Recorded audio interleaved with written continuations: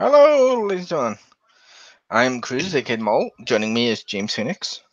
Hello, everybody. And we're here to do a little impromptu WWE video of Then, Now, Forever Evolution WWE Women's Division, which I assume Jim's put the full title. I have Then, Now, Forever, the evolution of WWE's women's division. There is no of. I'm kidding.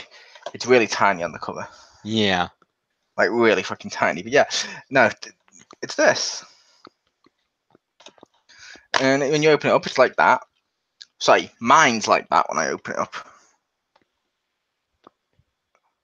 They had it as 3, 1 and 2. I hate that. 1 should always be the first disc. I always put them in order. I was like, no, in order, thank you. I agree with you on that. But yeah, you have loads of matches on here. It goes from, and I can just open them because I can't remember exactly what the first one was. Wendy Richter versus the Fabulous Moolah, 1984, in July the 23rd, 1984. But yeah, you get the Women's Evolution, spotlight on Wendy Richter. So that basically all they did is they talked about how women's wrestling's evolved. Then they did a whole thing on Wendy Richter, by which point it'd been 3 minutes into the DVD and we got into the match. I don't like that bit. That's the one bit I don't like is don't like, and some of these, the spotlights don't make sense either. I'm not just complaining that certain ones don't have it. Like there's no China spotlight. And there's no Stephanie spotlight, even though she has 2 matches. I'm not complaining about that, even though I do think everyone on it, besides Royal Rumble and stuff, although that oddly does, everyone in it should have a spotlight on them so you can see both people. Like Ivory versus China, we should have seen more about China than we did. Yeah. But it's got AJ Lee in it, which is awesome. I didn't expect her to be on the disc. Nice. Not her best match, doing fucking Caitlyn. Yeah. Which is no one's best match. No, it's not.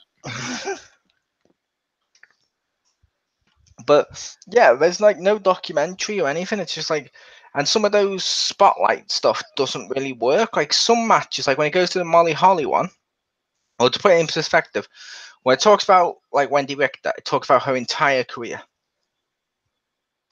Makes sense? Ivory, what she did to get to WWE, coming from all the places and stuff like that. That's cool. Comes to Molly Holly, and she was like, they told me backstage I was gonna have to shave my hair. What?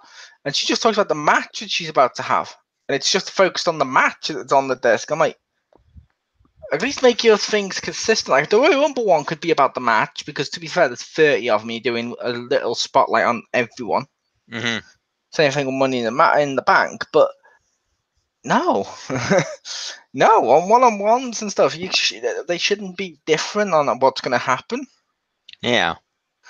Like Brie Bella versus Stephanie McMahon, the spotlight is the Bella twins. Makes sense. I mean, I do think they should be on here. Some people go, they didn't do anything for the Women's Evolution, but I'm like, no, you're missing the point. This isn't the current Women's Evolution. This is the evolution of all of women's wrestling. They were a big part of a certain era. One of them's even the longest reigning women's title, or Divas title. That's true. But yeah, when you can send back. I do love that one. That pedigree. I just love the hair. Like, I miss Triple H having long hair, because his hair always used to be the best when he did pedigrees. Yeah. But yeah, like I said, you got some good selection of matches. I like the matches that are on here. You got some amazing matches. Like, you got the WrestleMania one with Ronda and Stephanie, Triple H, and Kurt.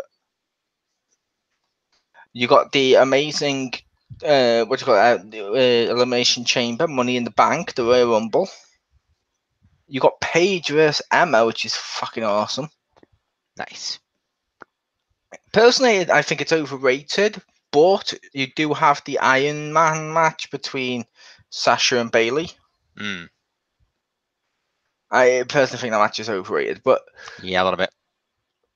But you go through then, there is various matches like that on there, and it's pretty cool. And you get to see like Lita, you get to see Trish and stuff like that.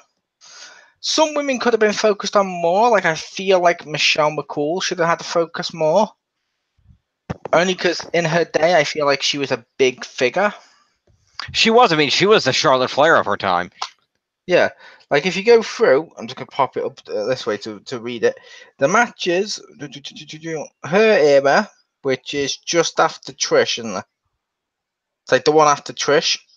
The Yeah. only one era from there is Caitlyn versus AJ, and that's it. And we go straight to Paige versus. I'm like they deliberately hid the Divas era.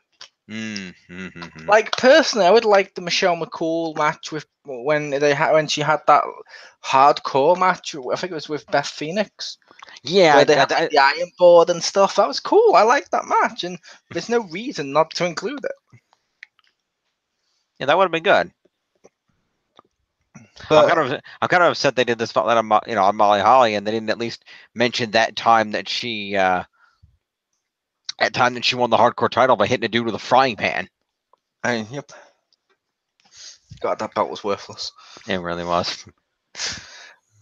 It was a cool idea, the 24/7 rule, but then they ruined it by doing too many joke wins, and you're like, when this belt's just a prop, and I know you're gonna say they all are technically, but yeah, but there was no prestige behind that one. I still enjoyed it just for the goofiness. I didn't care there was no prestige. I just thought it was hilarious to see. Oh God, who's gonna try to do this now? See, I didn't, because when you got no prestige and there's no value to the belt, there's no point fighting over it. Yeah. Because at this point, they might as well have fought over R-Truth's paper Intercontinental Championship. Like if he drew an Intercontinental one. Yeah. Seems to remember someone drawing a fake belt. Yeah, I vaguely recall that too. Hell, Zack Ryder's belt has more prestige than that one. Unfortunately. But yeah. It's a case of... but yeah, with this DVD, like I said, it's a good... I love the matches that are on it. For what it is, it's just a collection of matches. Mm-hmm. Personally, I would like more documentaries. Yeah, that's very unusual for WWE to put one of these out and not have like a 90-minute documentary and then the matches. Yeah, because I prefer the ones with the documentary. There's not even bonus features. That's weird. Yeah, like I would have liked them to have brought back for one night, just as like a special thing for the DVD, the Legends of Wrestling Roundtable, or Legends of WrestleMania as they called it, when they brought it back most recently. Mm-hmm. Where you got like a round table of legends, and just do that, but have like a couple of the women on there discussing women's wrestling for like over the course for like an hour. I'd fucking watch the shit out of that. Yeah, like that. I mean, that would have been entertaining as hell if you just had had this panel and had like, okay, we're gonna put the panel together. Okay, so we're gonna have go different eras. So okay, we're gonna have Alundra, Trish, Michelle McCool and Charlotte or something. One from each era. Yep. And yeah, it is cool. Like I said, but it is a cool collection of matches. And yeah, you'll be happy to know there is an Alundra Blaze match on here. Cool. I did prefer her as Medusa, but I did love her as Alundra Blaze, and it's one of my favorite ones of hers in here. But yeah, but like I said, you got from before Trish's era, you have Wendy Richter versus Fabiola Muller, Survivor Series women's match.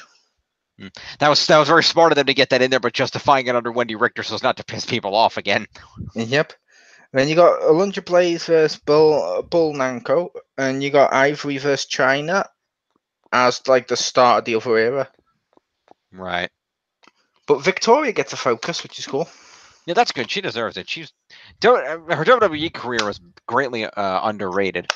Oddly, well, not oddly, because she has a big attraction. Ronda gets a focus. Yeah, I'm not surprised how much money they spent on her.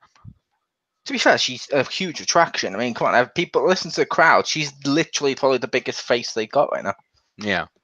People will try and lessen it because she's a woman, but that's a fucking amazing pop. When she comes out, it's an amazing pop. Oh, she's it is. Yeah, people are nuts for her. Yeah, I'll hear people online go, "Oh, well, she can't wrestle." So, I didn't like Goldberg. I argue he couldn't wrestle, but holy fuck, did he pack the fucking Atlanta Dome when he went against fucking Hulk Hogan? Oh yeah, totally. Hell, Hulk Hogan couldn't wrestle that well. That's true.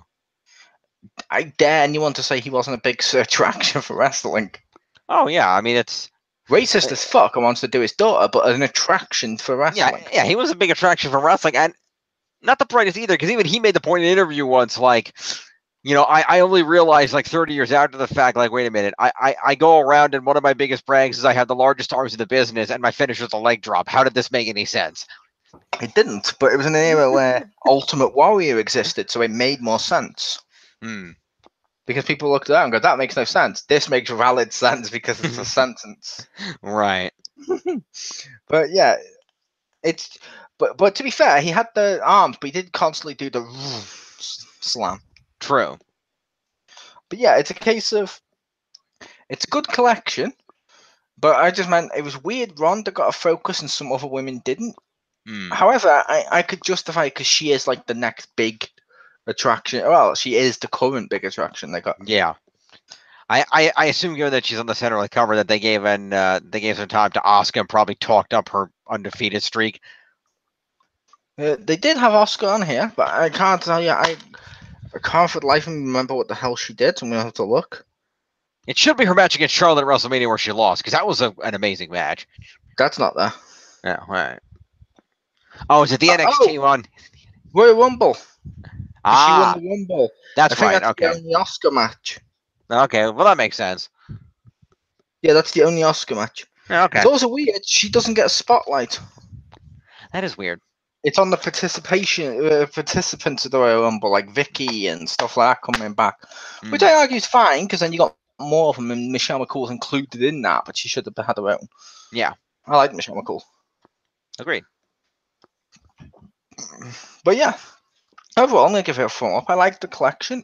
It's good. It's kind of worth the money. It's just don't be expecting without putting it down too much. Don't expect as much effort as other DVDs because there's no documentary and no bonus features. Like I feel if you go onto the WWE Network, they have a collection of the Women's Evolution. I haven't clicked it yet, but I feel like it could be that entire DVD, and I wouldn't have missed a thing. If that makes sense. But the spotlights are cool. It's cool having it on a DVD because I always like, as you know, I like to have a hard copy. Yeah. It's always better to own a copy and to have it like a proper little hard copy. The problem is when you pop it open, I have to read. Because I hate it when I miss the old slips where you used to be able to pull out and just read it instead of, oh look, it's on the back of the cover. You remember that? Yep. But no, like I said, it's pretty fun. I'm enjoying it. Yeah. Oh well, I enjoyed it, I should say. But yeah, I give it a thumb up. It's worth watching if you like those women and you like their matches. Yeah. One thing that did slightly peeve me off. Okay. Besides the Ronda match, none of them had the package that went along with the matches. The only reason I mention that is, for example, and I'm going to mention the other one because you know I like Stephanie. Stephanie versus Brie. That matchup doesn't really have the same oomph behind it. If you take away the part where they slapped each other, she had Stephanie arrested, Daniel Bryan stuff and all that into one, then you care about why they're fighting. And I feel like not everyone who buys that collection will have seen every one of those matches and know the story behind them. Yeah. It's cool to have this is why they're fighting. Okay, before you go in there. So, but it's still fun. It's still fun. It's still good. What's on there at least. Yeah. Good. Your thoughts? It sounds like a good DVD. Yeah, I'd certainly, if I ever happen to spot it at the library or something, I'll certainly check it out. Sounds like there's some good matches and some good little interviews on there. So definitely worthwhile. Yep. Well, I was your host, Chris, aka Mole. Join us tomorrow or Sunday for something. I feel Sunday's the pointless conversation. No, join us tomorrow for Pointless Conversations, Topic of the Future, and join us on Sunday for PlayStation Plus games.